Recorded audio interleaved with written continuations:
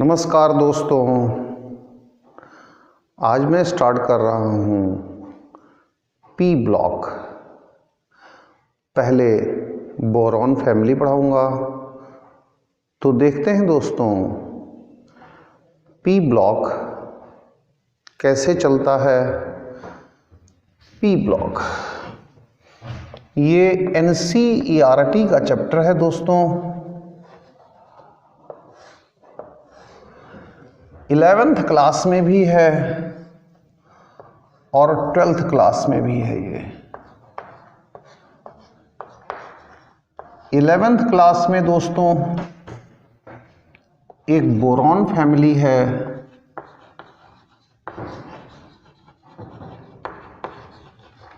और एक carbon family है।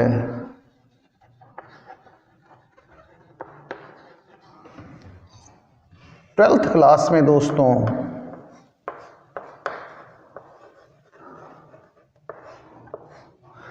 रेस्ट है, इसका मतलब नाइट्रोजन फैमिली है, ऑक्सीजन फैमिली है, हैलोजन्स हैं और नोबल गैस है।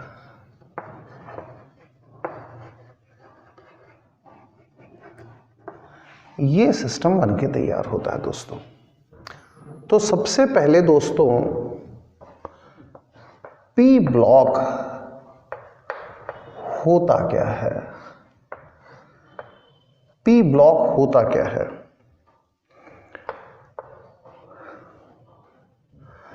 आप दोस्तों last electron enters in p orbital of outermost cell। दोस्तों NS2 NP1 NS2 NP2 NS2 NP3 NS2 NP4 NS2 NP5 NS2 NP6 दोस्तों। अब यहां देखिए N क्या चीज है? N दोस्तों आउटर मोस्ट सेल है। N क्या है दोस्तों? आउटर मोस्ट सेल है। इसमें लास्ट इलेक्ट्रॉन P1। तो दोस्तों अगर हम बोरॉन को देखें, बोरॉन 5 1s2 2s2 2p1। दोस्तों इस पर कंसंट्रेट कर लो। कार्बन को देखें 1s2 2s2 2p2। इस पर कंसंट्रेट कर लीजिए दोस्तों। नाइट्रोजन को देखिए दोस्तों 1s2 2s2 2p3। इस पर कंसंट्रेट कर लीजिए। ऑक्सीजन को देखिए दोस्तों 1s2 2s2 2p4। यहां कंसंट्रेट कर लीजिए। फिर दोस्तों फ्लोरीन को देखिए 1s2 2s2 2p5।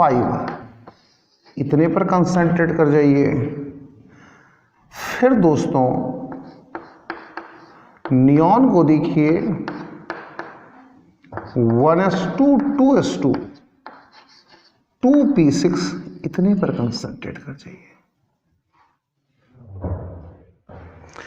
अब दोस्तों boron, carbon, nitrogen, oxygen, fluorine और नियॉन, इनको देखो दोस्तों तो आपको पता चलेगा कि जो लास्ट इलेक्ट्रॉन है वो आउटर मोस्ट सेल के p ऑर्बिटल में एंट्री ले रहा है।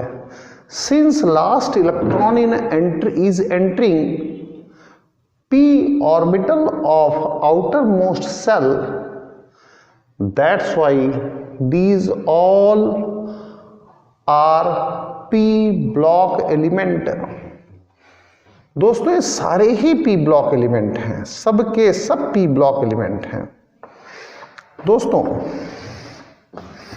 समझते रहिएगा, ये सब के सब p ब्लॉक एलिमेंट हैं।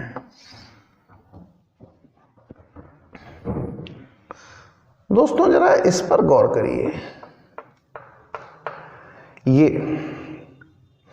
ये दोस्तों कहां पर रखा जाए? ग्रुप 13 में रखा जाए, ग्रुप 14 में रखा जाए, ग्रुप 15 में रखा जाए, ग्रुप 16 में रखा जाए, ग्रुप 17 में रखा जाए, ग्रुप 18 में रखा जाए। तो जो पीरियोडिक टेबल है उस पीरियोडिक टेबल में group 13, group 14, group 15, group 16, group 17 और ग्रुप 18, ये जो ग्रुप्स हैं ये सारे ही p ब्लॉक हैं। तो दोस्तों आप इस बात को समझ करके चलिए कि जो p ब्लॉक है वो ग्रुप 13, ग्रुप 14, ग्रुप 15, ग्रुप 17 और ग्रुप 18, ये जो ग्रुप्स हैं ये p ब्लॉक है। दोस्तों जो ग्रुप 13 है इसका कॉन्फ़िगरेशन ये आता है, ग्रुप 14 जो है इसका कॉन्फ़िगरेशन ये आता है, ग्रुप 15 जो है दोस्तों इसका कॉन्फ़िगरेशन ये आता है, ग्रुप 16 जो है दोस्तों इसका कॉन्फ़िगरेशन ये आता है, ग्रुप 17 जो है दोस्तों इसका कॉन्फ़िगरेशन ये आता है, ग्रुप 18 जो है दोस्तों उसका कॉन्फ़िगरेशन ये वाला आता है। इसका मतलब हो गया दोस्तों कि जो बोरॉन फैमिली है इसका कॉन्फ़िगरेशन NS2 NP1 आएगा और ये ग्रुप 13 में रखा जाएगा। कार्बन फैमिली का NS2 NP2 आएगा, ये ग्रुप 14 में रखी जानी है। दोस्तों नाइट्रोजन फैमिली जो है ये NS2 NP3 ये ग्रुप 15 में रखी जानी है। ऑक्सीजन फैमिली जो है दोस्तों NS2 NP4 ये ग्रुप 16 में रखी जाएगी। हैलोजन फैमिली जो है दोस्तों ये NS2 NP5 और दोस्तों इसे ग्रुप 17 में रखेंगे। नोबल गैस एलिमेंट्स जो हैं NS2 NP6 इसे दोस्तों ग्रुप 18 में रखा जाएगा। इसमें जो नोबल गैसेस हैं इसमें एक एक्सेप्शन आता है दोस्तों। वो एक्सेप्शन क्या आता है? जो हीलियम है इसका इलेक्ट्रॉनिक कॉन्फ़िगरेशन NS2 या फिर 1s2 होता है दोस्तों। तो ये एक्सेप्शन आपको दिमाग में रखना आपके लिए बहुत बहुत बहुत ज़रूरी है। तो दोस्तों p ब्लॉक ग्रुप 13 से लेकर के ग्रुप 18 तक आता है। अगर हम इस एक्सेप्शन को छोड़ दें तो जो जनरल इलेक्ट्रॉनिक कन्फिग्रेशन है वो NS2 NP1 to 6 आ जाता है दोस्तों। अब दोस्तों 11th क्लास में बोरॉन फैमिली है और कार्बन फैमिली है, तो सबसे पहले हमें बोरॉन फैमिली पर कंसंट्रेशन करना पड़ेगा, पूरी तरह से कंसंट्रेट होना पड़ेगा दोस्तों हमें बोरॉन फैमिली पर। तो दोस्तों चलते हैं हम और बोरॉन फैमिली को डिस्कस करते हैं, बोरॉन फैमिली के बारे में जानने की कोशिश करते हैं। तो दोस्तों बोरॉन फैमिली, बोरॉन फैमिली में दोस्तों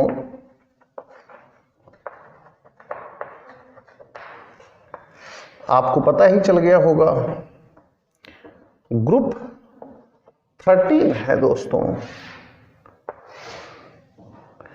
यहां पर period 1, period 2, period 3, period 4, period 5, period 6 ऐसा कुछ आता है। यहां पर खाली है, यहां पर बोरॉन, इसीलिए लीजिए बाबू, बाबू। यहां पर एल्युमिनियम है दोस्तों, अली। गैलियम है दोस्तों, गए। इंडियम है दोस्तों, इंडिया। थैलियम है दोस्तों, थैलियम, थैलियम, थैला लेके।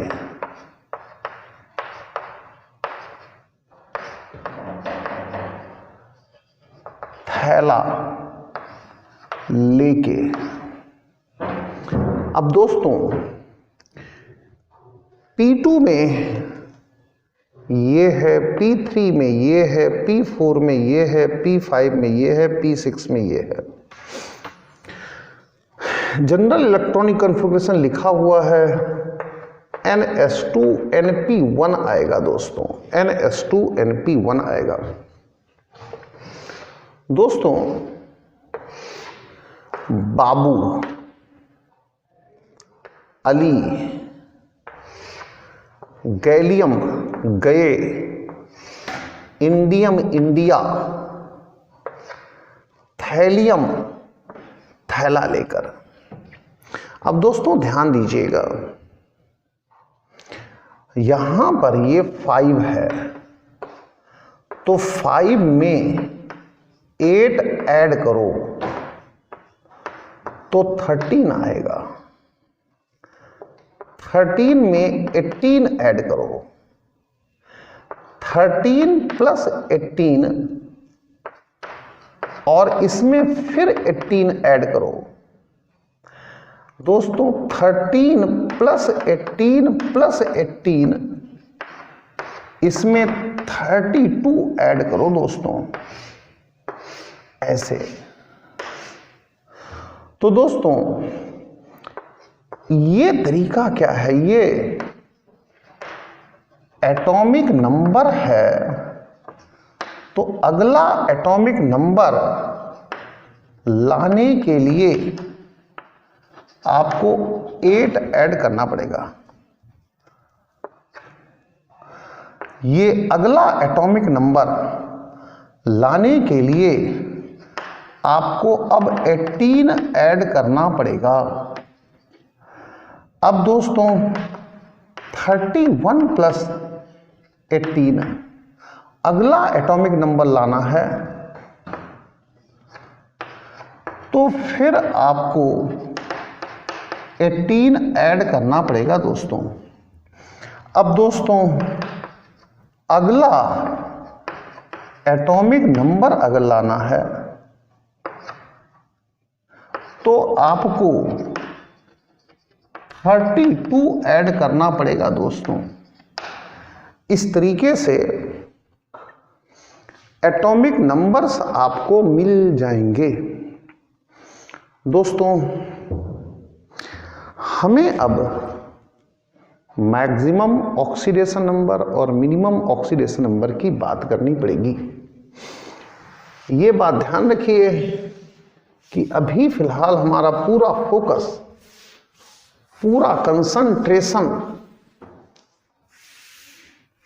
पी ब्लॉक के बोरॉन फैमिली पर है। केवल बोरॉन फैमिली पर कंसंट्रेट हम कर रहे हैं। तो दोस्तों हम देखते हैं मैक्सिमम ऑक्सीडेशन नंबर, ये क्या होगी? मैक्सिमम ऑक्सीडेशन नंबर ये नंबर ऑफ वैलेंसी इलेक्ट्रॉन्स के इक्वल होगी। Number of valency electron, oxidation number की बात कर रहा हूं दोस्तों मैं। तो general electronic configuration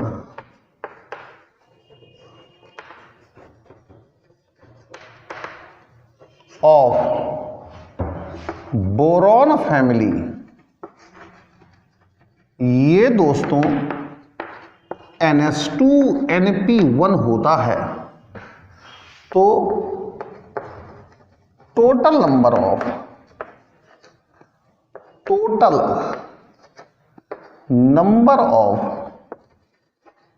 valency electrons, इसका मतलब electrons present in outermost shell, यहां पर कर लो आप।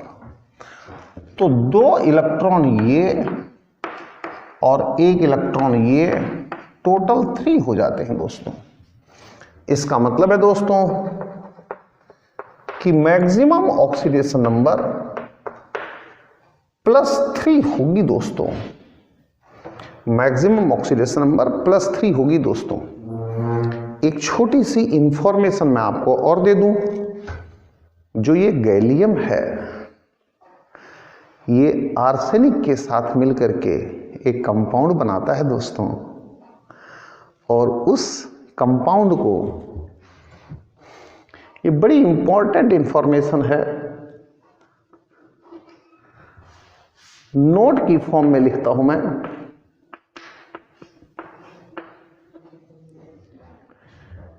GaAs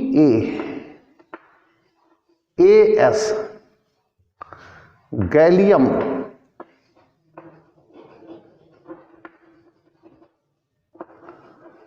arsenide. गैलियम आर्सेनाइड एक ऐसा कंपाउंड है दोस्तों जिसका इस्तेमाल लेजर डायोड्स बनाने में किया जाता है।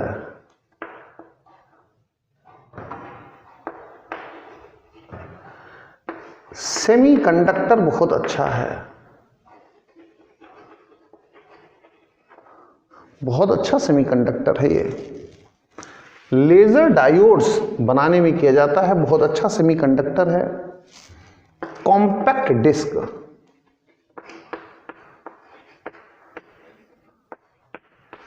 जिसे आप सीडी कहते हैं, उसके लिए ऑप्टिकल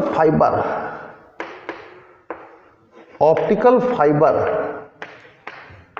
इनको बनाने के लिए गैलियम आर्सेनाइड का इस्तेमाल, GaAs का इस्तेमाल किया जाता है। इसमें दोस्तों जो गैलियम होता है, गैलियम वो +3 स्टेट में रहता है, और जो आर्सेनिक है दोस्तों वो -3 स्टेट में होता है। अगर हम इसको इस तरीके से लेकर के चलें तो, हालांकि इसमें कोवेलेंट कैरेक्टर भी होता है। कोवेलेंट